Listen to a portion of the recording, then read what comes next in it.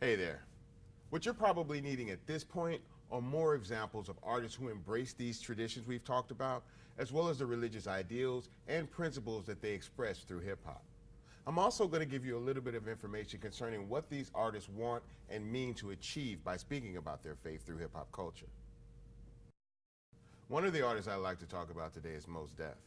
Mos Def is not only a solo recording artist, but he's also in the group Black Star with Talib Kweli.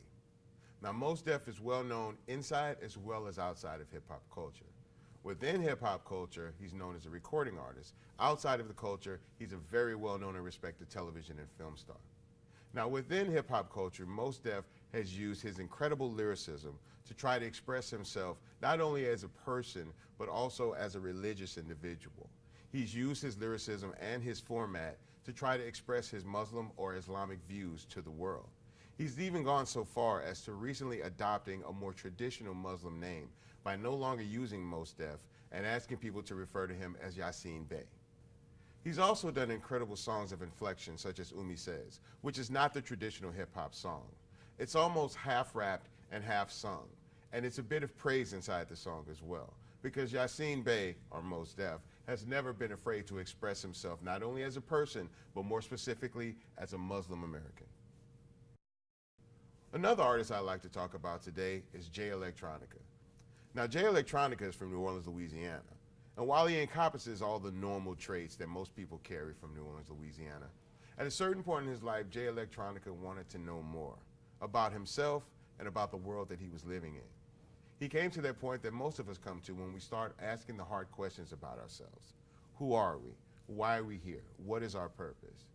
He sought to find meaning to those answers through religion, but wasn't particularly sure which religion that he would take on.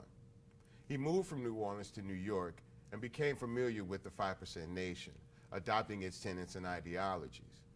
Becoming a practicing Muslim, he understood that he needed to take a trip to Mecca. So on that trip to Mecca, he learned a lot more about being a Muslim and a lot more about the Islamic faith. But Jay Electronica didn't stop there. On that quest, he didn't just stay in Islam. He went to different countries and looked into other different religions for more meaning and introspection, one of which was Buddhism. Jay Electronica took some of the practices and beliefs from Buddhism, along with different ideology that he already carried from Islam, and without necessarily trying to merge the two, took bits and pieces from both to try to give himself a clearer worldview and a clearer understanding of himself. If you listen to songs from Jay Electronica, like Exhibit A or Exhibit C, you can see bits of ideology from both those religions. But I think it's safe to say that Jay Electronica recognizes himself as a Muslim American. And by having a much more informed view of the world, he's able to share that view of the world with his listeners. And that's a big key point of Jay Electronica and his mission, as well as his movement.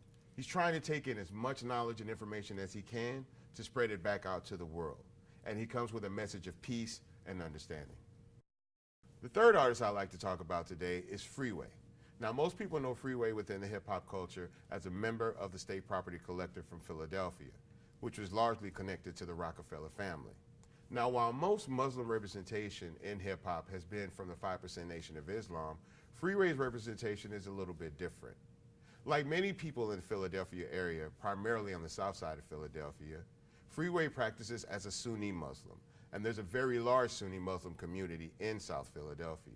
Artists like himself and Jack Frost have fought very hard to represent themselves as Sunni Muslims within hip-hop culture. All right, you guys, we've gotten a little bit deeper into the session, but as always, you want more. It's not a problem. Make sure you go to the Backstage Pass because there's a lot of great information that extends this conversation. But don't stop there. Go to the community page. Start sharing your thoughts. Ask a few questions. Let's extend this conversation, you guys. Thanks for hanging out, and we'll see you next time, early.